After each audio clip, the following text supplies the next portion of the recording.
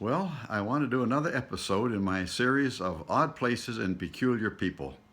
Peculiar, not in the sense of people who are bizarre or strange, but peculiar because they're memorable.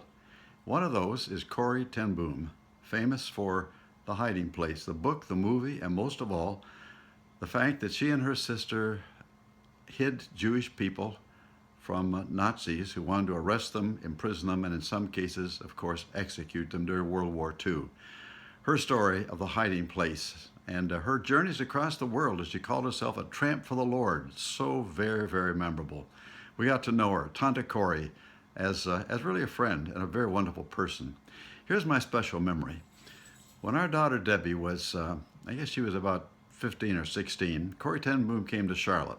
She and I were to speak that night out of the fairgrounds to a youth rally. She was speaking first, I was going to be second, and I learned then, don't ever speak after Corrie ten Boom because she gripped people so well. That afternoon, she was staying at the home of some friends not far from us for a little bit of a break before the evening session, and Debbie and I drove over. We sat and chatted with her for a while, and after a bit I said, Corrie, it's getting a little bit late now. You need a rest. We'll go and we'll see you tonight.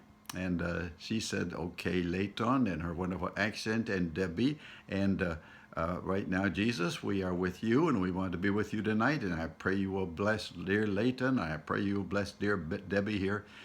Just like that. She was talking to us, and then without a pause, without a blink, or folded hands, or closed eyes, she was talking to the Lord, as if all of us were together, which we were. It was memorable. On the way home, Debbie was very quiet. And then she said, Dad, while we were with Corrie, Tante Corrie, she called her, and when she prayed, I guess it was only a kind of a vision, I'd have to say. She said it was as if I saw her going down a long hallway, and it was a dark hallway. At the end were these great massive doors, and there's guards there, like Swiss guards in their wonderful uniform. And when we got close to them, she said they smiled and said, hello, Corrie, and threw open the doors, and she walked right into the throne room where God was. God was on the throne, and as she came near, the Lord said, well, hello, Corrie. How are you? What can I do for you today? Debbie never forgot that.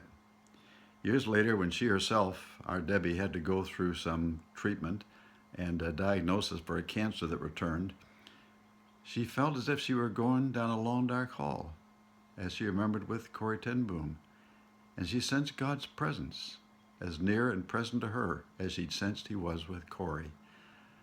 No special genuflections, no special ritual for coming into God's presence.